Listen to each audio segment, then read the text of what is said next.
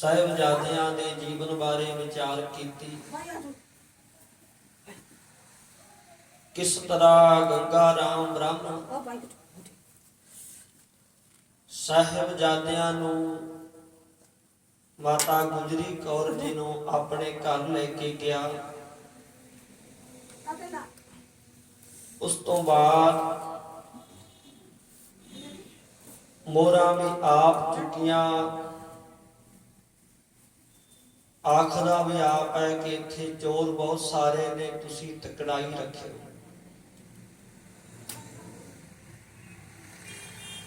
जे सेवक नाल सी वो आखदा माता जी इत्थे मोहरा नहीं है। जे सत्कारयोग माता गुजर कौर जी बचन करदे आ इत्थे ही होणगियां, मिल जाणगियां, कोई गल नहीं। वो आखदा नहीं मिल रही माता जी। इस गंगा राम ब्राह्मण नूं पुछदे आ, अगों ये जवाब दिंदा मैं कोई चोर नहीं हाँ। हुण ते तुहानूं बहुत थोड़ा समा होया मेरे ते इल्जाम लाउने हो। जे बहुता समा रखांगा ते पता नहीं की होवेगा।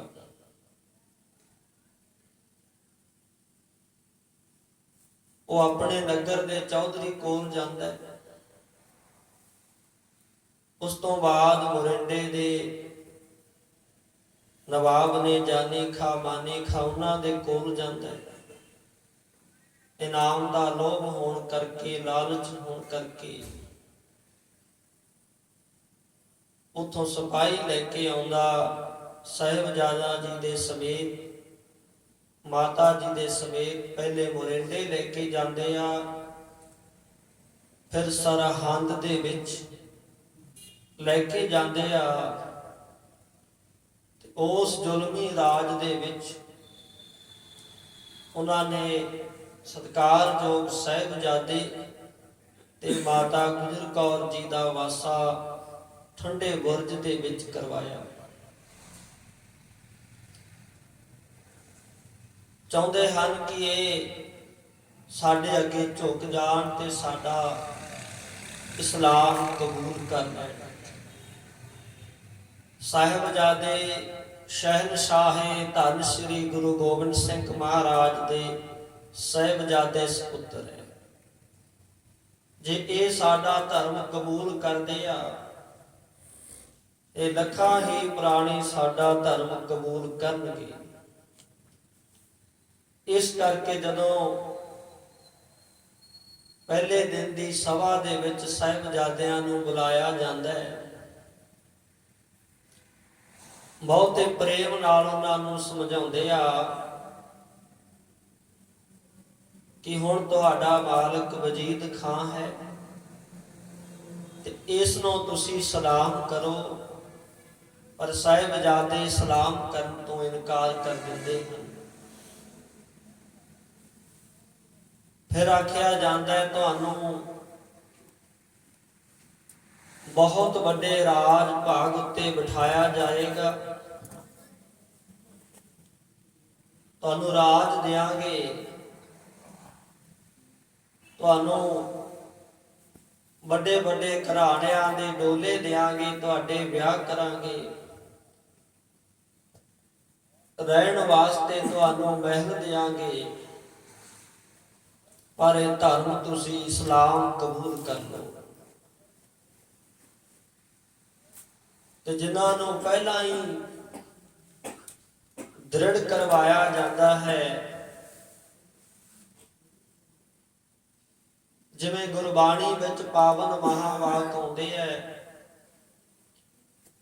राज ना चाहूं मुक्त ना चाहूं, मन प्रीत चरण कमलारे।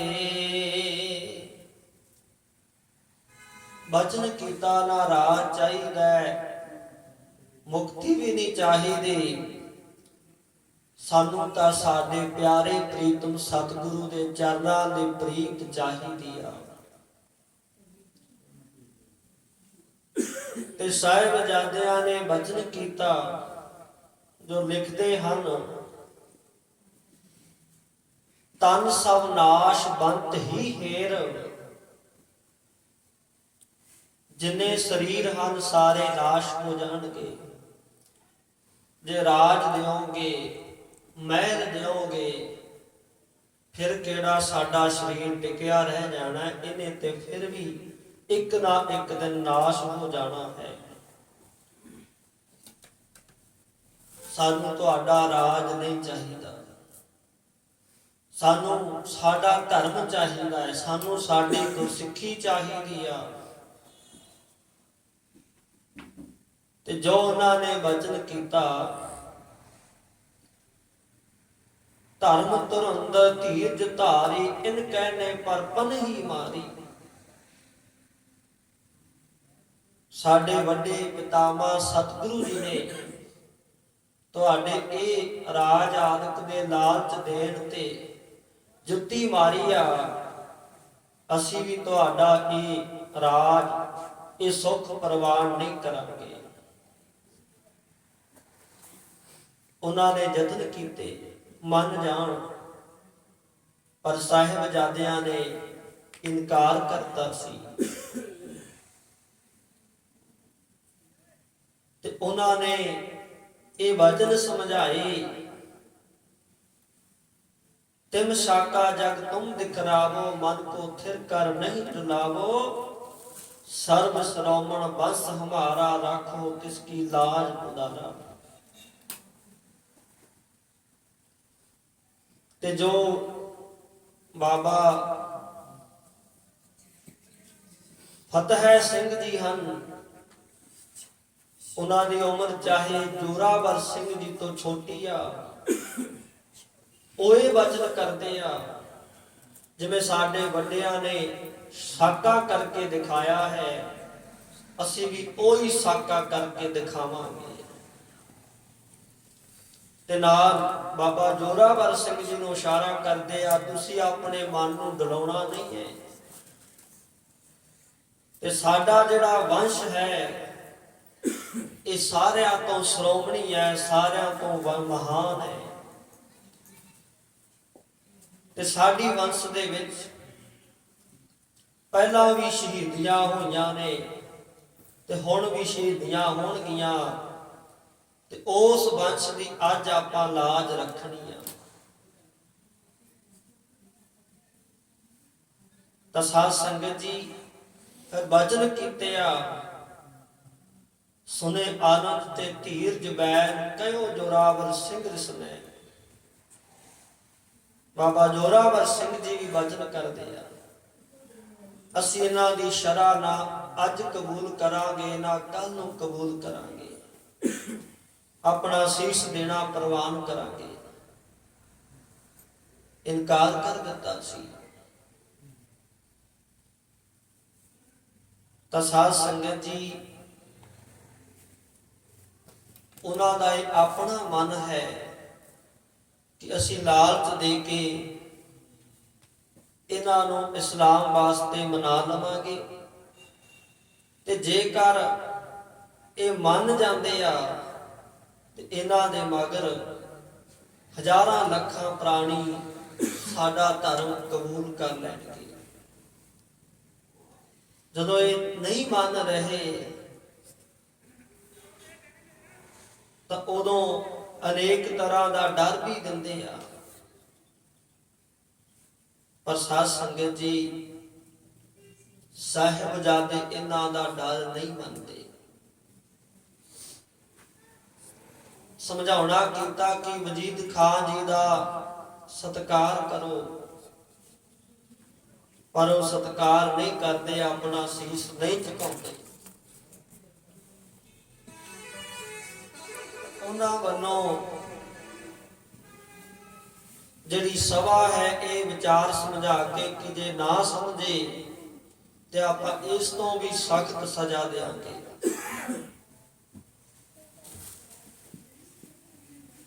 ਤਾਂ ਸਾਧ ਸੰਗਤ ਜੀ ਸਭਾ ਦੀ ਸਮਾਪਤੀ ਕੀਤੀ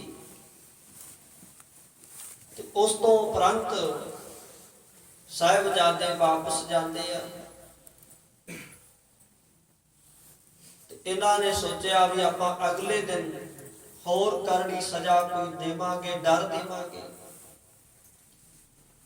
ਤੇ ਸਾਹਿਬਜ਼ਾਦਿਆਂ ਨੂੰ ਛਕਣ ਵਾਸਤੇ ਕੋਈ ਭੋਜਨ, ਕੋਈ ਪ੍ਰਸ਼ਾਦ ਨਹੀਂ ਦਿੱਤਾ, ਉੱਪਰ ਕੋਈ ਵਸਤਰ ਇਹਨਾਂ ਨੇ ਨਹੀਂ ਦਿੱਤਾ।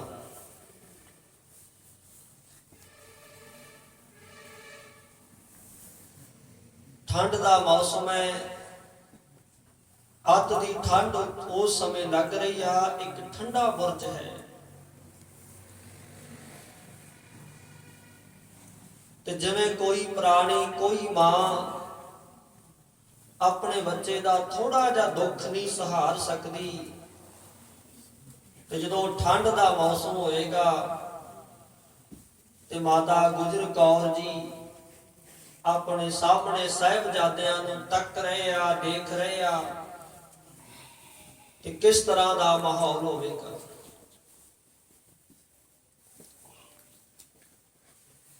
ਤਾਂ ਉਸ ਸਮੇਂ ਸਾਧ ਸੰਗਤ ਉਹਨਾਂ ਵੱਲੋਂ ਤਾਂ ਕੋਈ ਨਹੀਂ ਆਇਆ, ਪਰ ਰਾਤ ਦੇ ਸਮੇਂ ਇੱਕ ਮਾਤਾ ਗੁਜਰ ਕੌਰ ਜੀ ਦੇ ਕੋਲ, ਸਾਹਿਬਜ਼ਾਦਿਆਂ ਦੇ ਕੋਲ ਭਾਈ ਮੋਤੀ ਰਾਮ ਮਹਿਰਾ ਜੀ ਆਏ ਹਨ। ਦੇਖਦੇ ਹਨ ਕਿ ਸਾਹਿਬਜ਼ਾਦਿਆਂ ਜੀ ਦੇ ਉੱਪਰ ਨਾ ਕੋਈ ਵਸਤਰ ਹੈ, ਨਾ ਕੋਈ ਇਹਨਾਂ ਨੇ ਭੋਜਨ ਪ੍ਰਸ਼ਾਦ ਇਹਨਾਂ ਨੂੰ ਛਕਾਇਆ। ਇਤਿਹਾਸ ਵਿੱਚ ਉਹਨਾਂ ਦਾ ਜ਼ਿਕਰ ਆਉਂਦਾ ਹੈ, ਉਹ ਦੁੱਧ ਲੈ ਕੇ ਆਏ ਨੇ।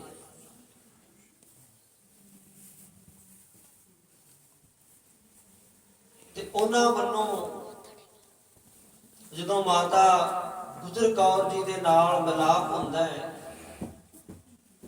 ਉਹ ਇਹ ਵੀ ਵਚਨ ਕਰਦੇ ਹਨ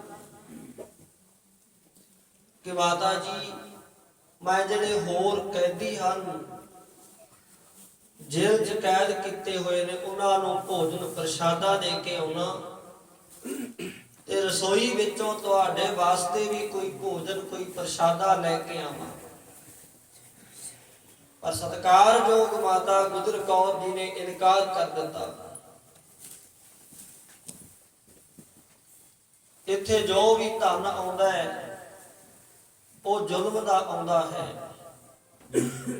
ਇਸ ਕਰਕੇ ਇਸ ਜ਼ੁਲਮੀ ਪੈਸੇ ਚੋਂ ਨਾ ਅਸੀਂ ਇਹਨਾਂ ਦਾ ਕੋਈ ਭੋਜਨ ਛਕਣਾ ਹੈ, ਨਾ ਕੋਈ ਪ੍ਰਸ਼ਾਦਾ ਛਕਣਾ ਹੈ। ਤੇ ਇਹ ਜਿਹੜਾ ਭਾਈ ਮੋਤੀ ਰਾਮ ਮਹਿਰਾ ਸੀ, ਆਪਣੇ ਘਰ ਗਿਆ। ਅੱਜ ਘਰ ਗਿਆ ਤੇ ਬਹੁਤ ਉਦਾਸ ਹੈ।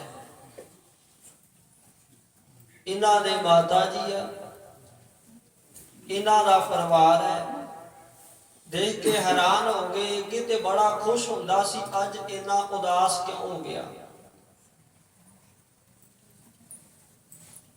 ਤੇ ਬਾਬਾ ਮੋਤੀ ਰਾਮ ਮਹਿਰਾ ਜੀ ਆਪਣੀ ਉਦਾਸੀ ਦਾ ਕਾਰਨ ਦੱਸਣ ਲੱਗਿਆ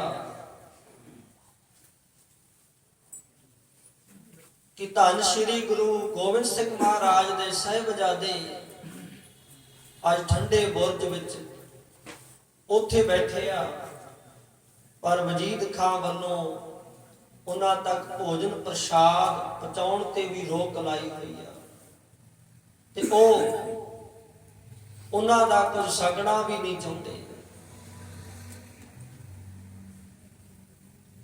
ਤਾਂ ਉਸ ਸਮੇਂ ਇਹਨਾਂ ਦੇ ਘਰੋਂ ਆਖਦੇ ਹਨ ਕਿ ਪਹਿਲਾਂ ਜੋ ਘਰ ਵਿੱਚ ਸੀ, ਅਨਾਜ ਸੀ, ਜੋ ਸੀ, ਆਪਾਂ ਆਨੰਦਪੁਰ ਸਾਹਿਬ ਦੇ ਵਿੱਚ ਵੀ ਰਸਤ ਵਸਤ ਭੇਜੀ ਆ। ਹੁਣ ਘਰ ਦੇ ਵਿੱਚ ਆਏ ਬਹੁਤਾ ਕੁਛ ਤਾਂ ਨਹੀਂ ਹੈ, ਪਰ ਮੇਰੇ ਕੋਲ ਗਹਿਣੇ ਹਨ ਸੋਨੇ ਦੇ, ਤੇ ਇਹਨਾਂ ਨੂੰ ਵੇਚ ਕੇ ਆਪਾਂ ਸਾਹਿਬਜ਼ਾਦਿਆਂ ਦੀ ਸੇਵਾ ਕਰਾਂਗੇ। ਪਤਾ ਸੀ ਵੀ ਜਿਹੜੇ ਪਹਿਰੇਦਾਰ ਆ ਉਹ ਨਹੀਂ ਮੰਨਦੇ। ਤਾਂ ਫਿਰ ਸਾਧ ਸੰਗਤ ਜੀ ਆਪਣੇ ਜਿਹੜੇ ਗਹਿਣੇ ਸੀ, ਇਸਤਰੀ ਕਦੇ ਵੀ ਜ਼ਮੀਨ ਜਾਇਦਾਦ ਵਾਸਤੇ ਨਹੀਂ ਦਿੰਦੀ। ਪਰ ਅੱਜ ਆਪਣੇ ਗਹਿਣਿਆਂ ਨੂੰ ਵੇਚਿਆ ਹੈ। ਕਿਸ ਲਈ ਵੇਚਿਆ ਹੈ? ਆਪਣਾ ਸਾਰੇ ਦਾ ਸਾਰਾ ਪਰਿਵਾਰ ਸ਼ਹੀਦ ਕਰਾਉਣ ਵਾਸਤੇ। ਪਤਾ ਹੈ ਜੇ ਸਾਹਿਬਜ਼ਾਦਿਆਂ ਦੀ ਸੇਵਾ ਕਰਾਂਗੇ ਤੇ ਕੋਲੂ ਦੇ ਵਿੱਚ ਪੀੜੇ ਜਾਵਾਂਗੇ, ਪਰ ਸਾਰਿਆਂ ਵੱਲੋਂ ਇੱਕੋ ਹੀ ਸਲਾਹ ਹੁੰਦੀ ਆ, ਆਪਾਂ ਸਾਹਿਬਜ਼ਾਦਿਆਂ ਦੀ ਸੇਵਾ ਕਰਾਂਗੇ, ਗੁਰੂ ਕੇ ਲਾਲਾਂ ਦੀ ਸੇਵਾ ਕਰਾਂਗੇ। ਭਾਈ ਮੋਤੀ ਰਾਮ ਮਹਿਰਾ ਜੀ ਜਦੋਂ ਸਾਹਿਬਜ਼ਾਦਿਆਂ ਵਾਸਤੇ ਦੁੱਧ ਲੈ ਕੇ ਆਉਂਦੇ ਆ ਤੇ ਪਹਿਰੇਦਾਰ ਅੱਗੋਂ ਰੋਕ ਦਿੰਦੇ ਆ, ਸਾਹਿਬਜ਼ਾਦਿਆਂ ਨੂੰ ਨਹੀਂ ਮਿਲਣਾ, ਨਹੀਂ ਦੁੱਧ ਦੇਣਾ। ਪਰ ਇਹ ਉਹ ਜਿਹੜੇ ਕੋਲ ਪੈਸੇ ਦੇ ਗਹਿਣੇ ਵਿੱਚ ਆ, ਕੁਝ ਪੈਸੇ ਇਹਨਾਂ ਨੂੰ ਦਿੰਦੇ ਆ ਕਿ ਅਸੀਂ ਸਾਹਿਬਜ਼ਾਦਿਆਂ ਦੀ ਦੁੱਧ ਦੀ ਸੇਵਾ ਕਰਨੀ ਆ। ਉਸ ਸਮੇਂ ਦਾ ਜ਼ਿਕਰ ਆਉਂਦਾ ਹੈ, ਕੁਝ ਇਤਿਹਾਸਕਾਰ ਆਖਦੇ ਆ ਪੌੜੀਆਂ ਰਾਹੀਂ ਗਏ, ਕੁਝ ਇਤਿਹਾਸਕਾਰ ਕਹਿੰਦੇ ਨੇ ਕਿ ਇਹਨਾਂ ਨੇ ਕਹਿਤਾ ਜੇ ਪੌੜੀਆਂ ਰਾਹੀਂ ਜਾਓਗੇ ਤੇ ਆਵਾਜ਼ ਆਏਗੀ, ਤੁਸੀਂ ਠੰਡੇ ਬੁਰਜ ਦੇ ਪਿਛਲੇ ਪਾਸੇ ਜੋ ਪਿੱਪਲ ਦਾ ਦਰਖਤ ਹੈ ਉਹਦੇ ਉੱਪਰ ਚੜ੍ਹ ਕੇ ਉਹਦੇ ਰਾਹੀਂ ਤੁਸੀਂ ਸਾਹਿਬਜ਼ਾਦਿਆਂ ਕੋਲ ਪਹੁੰਚੋ। ਸੋ ਸਾਧ ਸੰਗਤ ਚਾਹੇ ਪੌੜੀਆਂ ਰਾਹੀਂ ਚਾਹੇ ਪਿੱਪਲ ਰਾਹੀਂ ਪਹੁੰਚੇ, ਪਰ ਉਹ ਮਾਤਾ ਗੁਜਰ ਕੌਰ ਜੀ ਦੇ ਕੋਲ ਸਾਹਿਬਜ਼ਾਦਿਆਂ ਦੇ ਕੋਲ ਪਹੁੰਚਦੇ ਆ, ਉਹਨਾਂ ਨੂੰ ਦੁੱਧ ਦੀ ਸੇਵਾ ਕਰਦੇ ਆ। ਪਹਿਲਾਂ ਵੀ ਇਹਨਾਂ ਦੇ ਪਿਤਾ ਜੀ ਸ਼੍ਰੀ ਅਨੰਦਪੁਰ ਸਾਹਿਬ ਦੇ ਵਿੱਚ ਜਦੋਂ ਪਹਾੜੀ ਰਾਜਿਆਂ ਨੇ ਝੂਠੀਆਂ ਕਸਮਾਂ ਖਾਧੀਆਂ ਸੀ, ਪਹਿਲਾ ਜਥਾ ਆਇਆ ਸੀ, ਉਹਦੇ ਮੁਖੀ ਸਨ ਤੇ ਬਾਬਾ ਮੋਤੀ ਰਾਮ ਮਹਿਰਾ ਜੀ ਦੇ ਪਿਤਾ ਜੀ ਉੱਥੇ ਸ਼ਹੀਦ ਹੋਏ ਸਨ। ਪੁਰਾਣੇ ਸਮੇਂ ਤੋਂ ਲਾ ਕਰਕੇ ਗੁਰੂ ਘਰ ਦੇ ਵਿੱਚ ਅਥਾਹ ਇਹਨਾਂ ਨੇ ਸੇਵਾ ਕੀਤੀ ਆ, ਤਾਂ ਹੁਣ ਦੁੱਧ ਦੀ ਸੇਵਾ ਇਹਨਾਂ ਨੇ ਕੀਤੀ ਆ।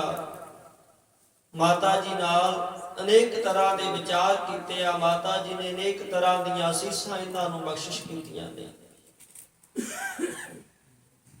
ਫਿਰ ਅਗਲਾ ਦਿਨ ਚੜਿਆ, ਸਭਾ ਵਿੱਚ ਬੁਲਾਇਆ ਗਿਆ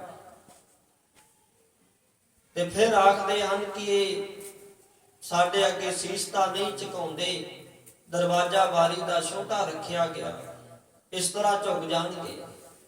ਪਰ ਸਾਹਿਬਜ਼ਾਦਿਆਂ ਨੇ ਪਹਿਲਾਂ ਆਪਣਾ ਜੋੜਾ ਸਾਹਿਬ ਅੱਗੇ ਕੀਤਾ ਤੇ ਫਿਰ ਆਪ ਇਸ ਸਭਾ ਦੇ ਵਿੱਚ ਪ੍ਰਵੇਸ਼ ਹੋਏ।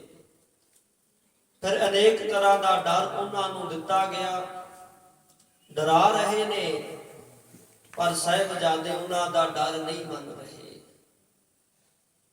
ਸਾਹਿਬਜ਼ਾਦੇ ਆਪਣੇ ਧਰਮ ਦੇ ਵਿੱਚ ਪਰਪੱਕ ਰਹਿੰਦੇ ਹਨ।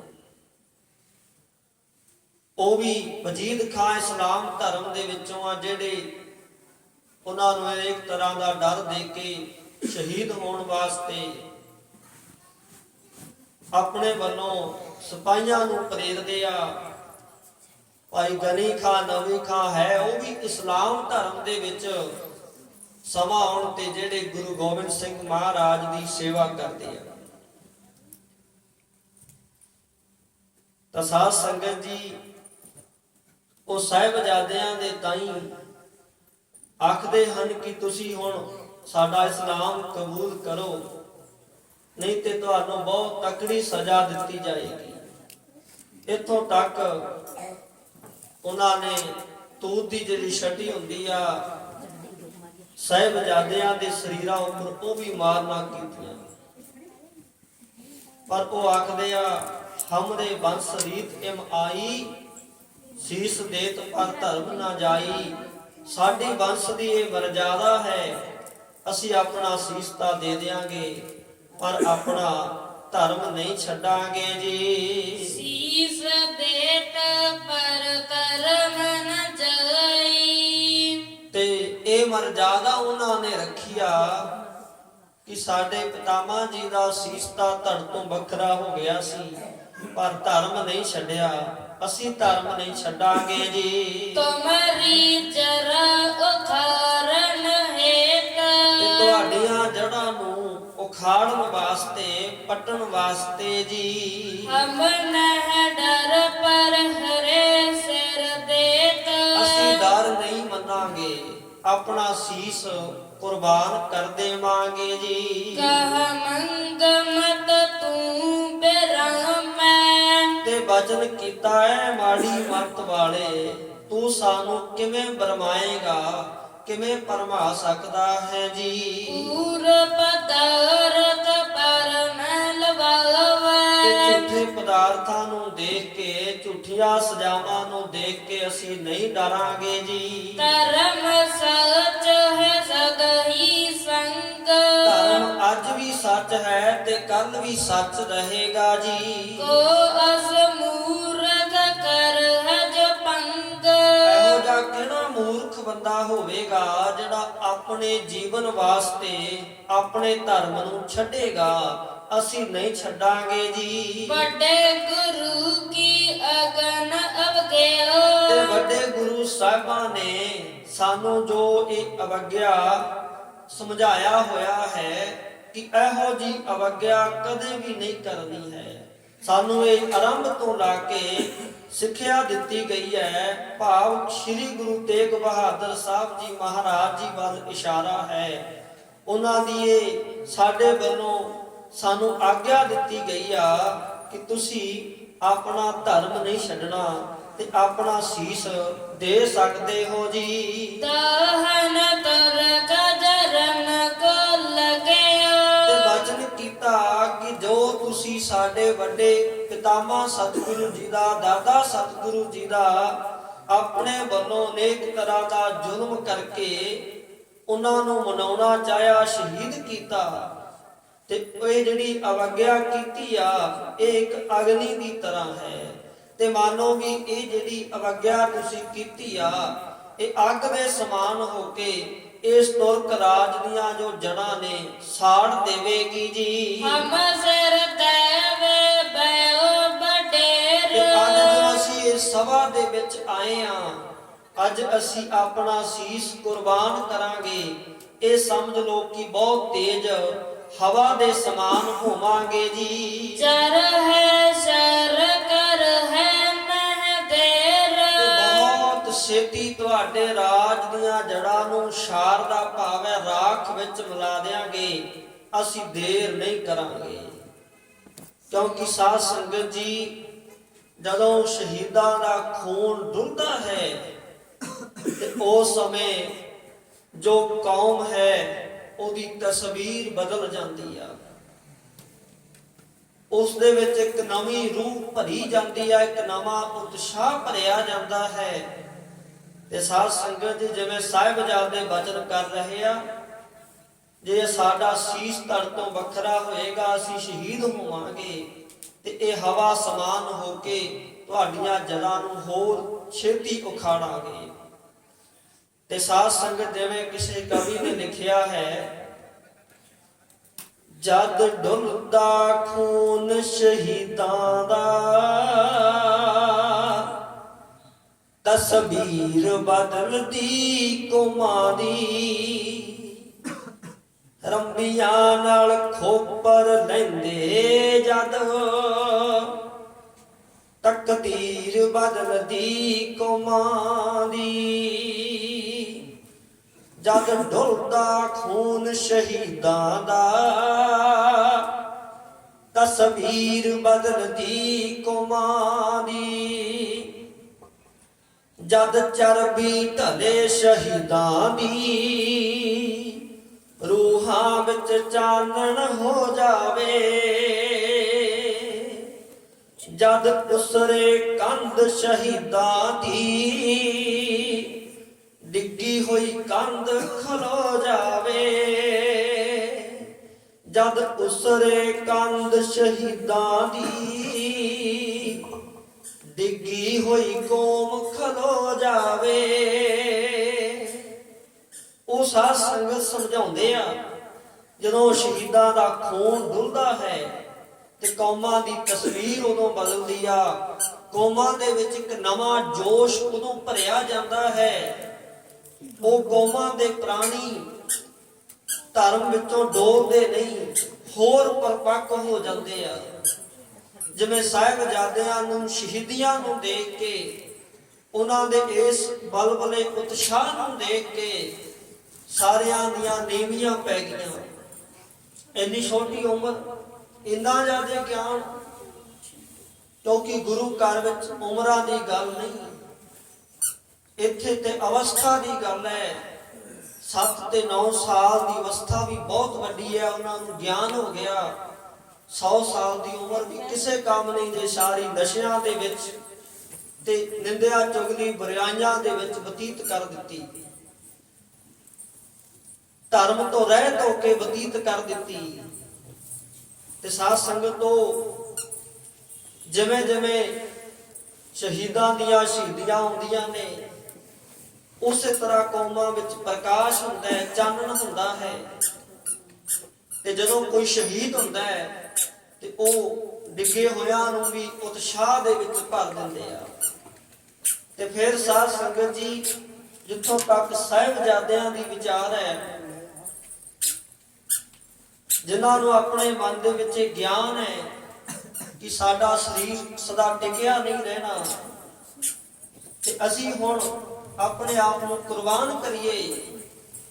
ਜਿਵੇਂ ਪਰਵਾਨੇ ਨੂੰ ਕਿੰਨਾ ਵੀ ਰੋਕਿਆ ਜਾਵੇ, ਪਤੰਗੇ ਨੂੰ ਰੋਕਿਆ ਜਾਵੇ, ਪਰ ਜਦੋਂ ਦੀਵਾ ਬਲਦਾ ਹੈ ਉਹ ਰੋਕਿਆ ਨਹੀਂ ਰੁਕਦਾ।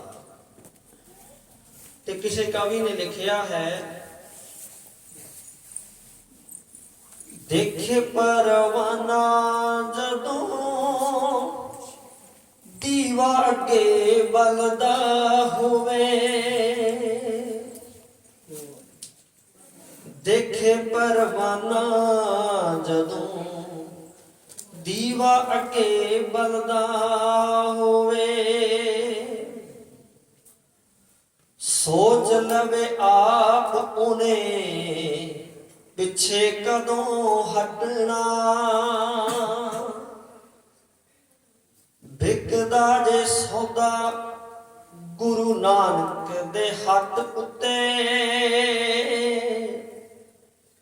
ਇਥੋਂ ਨਾ ਖਰੀਦੋ ਫੇਰ ਨਫਾ ਕਿੱਥੋਂ ਖੱਟਣਾ।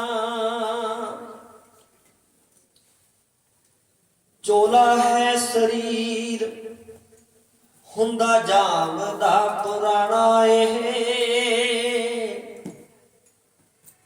ਅੰਤ ਨੂੰ ਜ਼ਰੂਰ ਇਹਨੇ ਫੁੱਟਣਾ ਹੀ ਫੁੱਟਣਾ।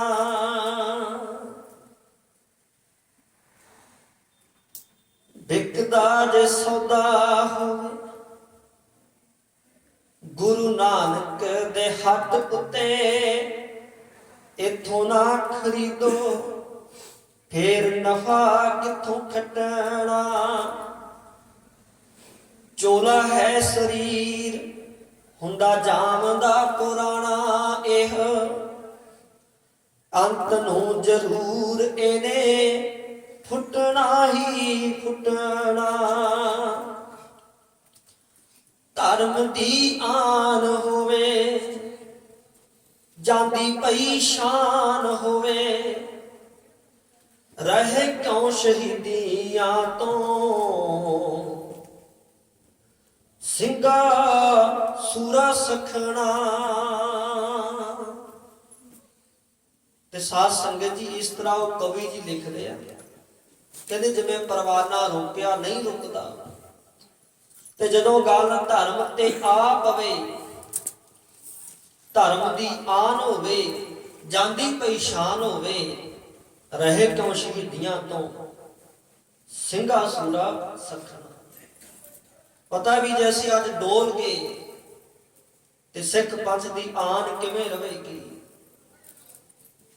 ਅਸੀਂ ਇਸ ਸ਼ਾਨ ਨੂੰ ਬਣਾ ਕੇ ਰੱਖਣਾ ਹੈ, ਉਹ ਫਿਰ ਸ਼ਹੀਦੀਆਂ ਤੋਂ ਕਿਵੇਂ ਰਹਿ ਸਕਦੇ ਆ।